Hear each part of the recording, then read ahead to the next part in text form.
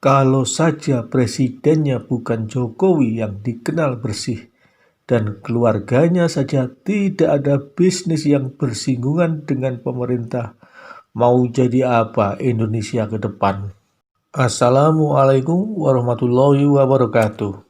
Jumpa lagi dengan Spider KW Channel TV yang selalu hadir dengan opini dan edukasi tanpa ilmu sundul langit yang penting berisi. Indonesia setelah reformasi lebih 20 tahun, korupsi bukan tambah habis namun justru semakin meningkat.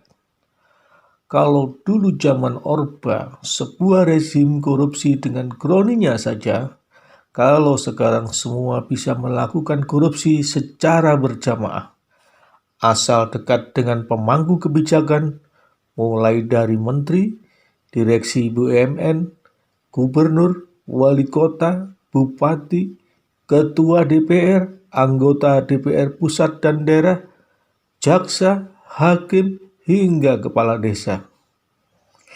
Nilai yang dikorupsi pun semakin meningkat saja dan tidak pandang bulu, walau dana untuk bantuan sosial, untuk bencana alam, kesehatan, dan orang miskin.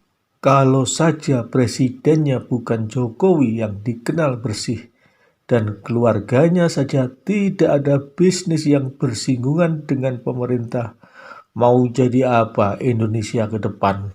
Kehadiran KPK yang super body dalam memberantas korupsi hingga saat ini belum mampu membuat efek jera kepada koruptor dan berita OTT semakin gila saja jumlah dan nilainya. Coba Anda bayangkan, apabila KPK tidak mampu menangkap OTT setiap pemangku kebijakan yang memberi peluang korup bagi rekan dan koleganya untuk korupsi dan memperkaya diri sendiri, tentu saja akan tercipta nilai yang cukup fantastis dan tentunya uang korupsi tersebut harusnya bisa lebih bermanfaat untuk membangun ketertinggalan Indonesia menjadi negara yang adil dan makmur bagi seluruh rakyat Indonesia. Potensi pencegahan akan tindak pidana korupsi sepertinya berbanding lurus dengan peluang korupsi yang terjadi namun masih lolos dari jerat hukum. Hal itu karena budaya kita tidak ada malu dan harga diri, walau kekayaannya tidak sesuai dengan gaji yang diperolehnya. Banyak pejabat baru dilantik dan teriak anti korupsi. Beberapa bulan kemudian terjerat korupsi.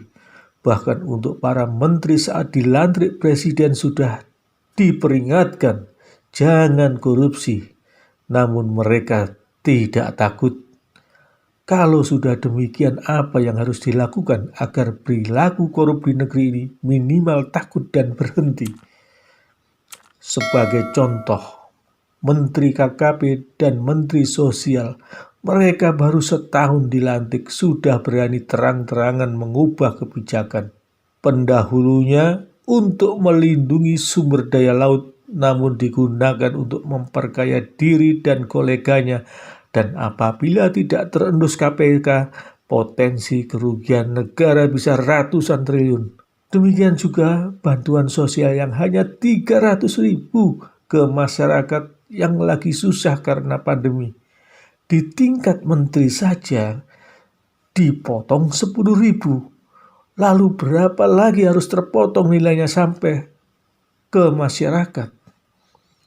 Kalau diasumsikan bisa 10% bantuan tersebut terpotong karena mata rantai korupsi, maka masyarakat terdampak hanya mendapatkan 270.000, dan Anda bisa bayangkan kalau nilai bantuan sosial sembako dianggarkan 5,9 triliun, berapa besar yang didapat menteri dan yang terkait. Sungguh di luar hati nurani bagi mereka yang memperkaya diri di atas penderitaan orang lain. Sebagai masyarakat, saya menghimbau kepada Bapak Presiden Jokowi, mengingat penjara bukan hal yang lagi menakutkan dan lingkungan sosial juga tidak berperan dalam memberantas korupsi.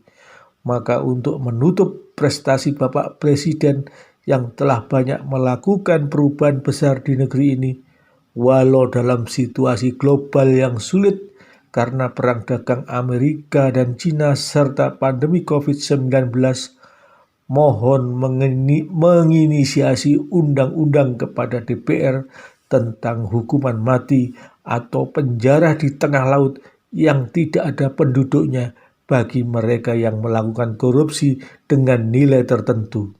Kalau Presiden Jokowi berani melakukan hak inisiasi tersebut dan disetujui DPR, saya dan masyarakat akan yakin bahwa Jokowi adalah satrio piningit yang memang sudah terbukti nyata. Sekian, dan jangan lupa bagi Anda yang ingin berpartisipasi aktif dan bukan cuma menonton serta diam saja, tulis kolom komentar di channel YouTube Spider KW TV Channel. Wassalamualaikum warahmatullahi wabarakatuh.